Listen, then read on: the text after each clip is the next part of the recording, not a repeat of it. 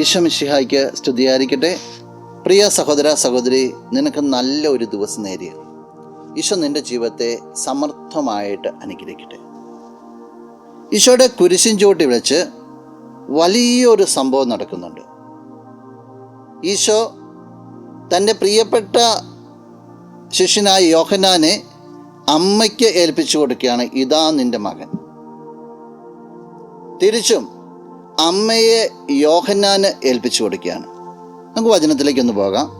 വിശുദ്ധ യോഹന്നാൻ അറിയിച്ച സുവിശേഷം 19-ാം അധ്യായം 27-ാം തിരുവചനം. അനന്തരം അവൻ ആ ശിഷ്യനോട് പറഞ്ഞു, ഇതാ നിന്റെ അമ്മ. അപ്പോൾ മുതൽ ആ ശിഷ്യൻ അവളെ സ്വന്തം ഭവനത്തിൽ സ്വീകരിച്ചു. അമ്മയെ ശിഷ്യന് ഏൽപ്പിച്ചു കൊടുക്കുകയാണ്. ഇന്ന് സഭയുടെ മാതാവായ പരിശുദ്ധ അമ്മയുടെ തിരുനാൾ ആഘോഷിക്കുന്ന ദിവസമാണ്. യോഹന്നാനിലൂടെ അമ്മയെ സഭയിലേക്ക് ഏൽപ്പിച്ചു കൊടുക്കുകയാണ്. നമുക്കൊരു അമ്മയുണ്ട് നമ്മളെ നയിക്കുവാനായിട്ട്. ആ അമ്മയോട് ചേർന്നുള്ള ഒരു ജീവിതം, അമ്മ എങ്ങനെ ദൈവത്തോട് ചേർന്ന് നിന്നോ, അമ്മ എങ്ങനെ ദൈവത്തിന് സമർപ്പിച്ചോ, അമ്മയുടെ ജീവിതത്തെ മാതൃകയായി കണ്ടുകൊണ്ട് പുത്രനോടൊപ്പം ദൈവപിതാവിനോട്, സ്വർഗത്തോട് ചേർന്നുള്ള ഒരു ജീവിതം. അത് നിൻ്റെ ഈശോ നിന്നെ ഇന്ന് പ്രതീക്ഷിക്കുക. ഇതാ നിൻ്റെ അമ്മ എന്ന് പറഞ്ഞ് സഭയ്ക്ക് കൊടുക്കുമ്പോൾ അത് നിന്നെ കൂടി ഏൽപ്പിക്കുക.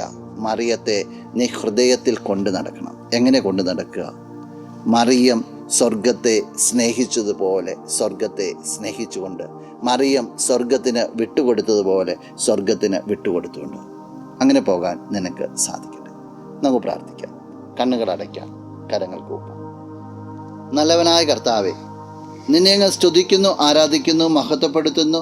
നിന്റെ നിറ സാന്നിധ്യത്തിന് നന്ദി പറയുക. ഈശോ ഈ വ്യക്തിയെ അനുഗ്രഹിക്കണമേ എന്ന് പ്രാർത്ഥിക്കുന്നു.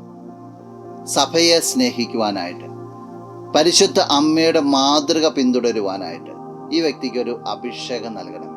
ഇന്നത്തെ ദിവസത്തിന് വേണ്ട എല്ലാ കൃപകളും നൽകണമേ, ഇപ്പോഴും എപ്പോഴും എന്നേക്കും. ആമേൻ. ആരാധിച്ചിടാം, കുമ്പിട്ടാരാധിച്ചിടാം, ആരാധി